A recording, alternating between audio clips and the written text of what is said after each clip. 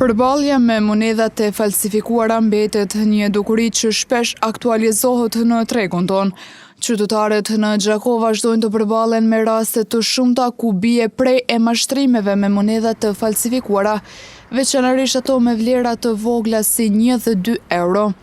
Disa nga qytetarët që kemi intervistuar shprehen se kanë hasur në raste të tilla, por jo gjithmonë arrin t'i dallojnë nëse një monedhë është false apo jo. Që thëmë të vërtetën nuk më ka rastis shumë, kom pas, me thonë 1 ose 2 raste me pare të hekrit është fjalla. Për që 2 ershit, për këto tjirat nuk kom pas rastasë njëherë.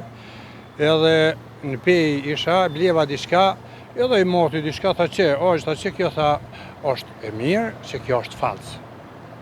Edhe bashkë ato si ma dha mu, unë e erdha prej pej, edhe ajtë hita pi një kafe në 2 jakë.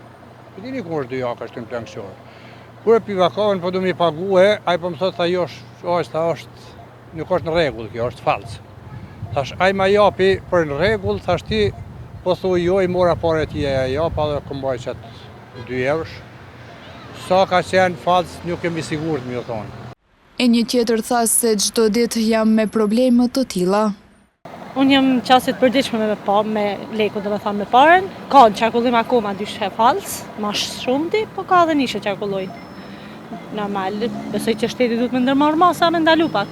Ndërsa një tjetër shprehu shqetësimin e tij se është shumë e vështirë të dallojnë në kohë reale paranë falsifikuar.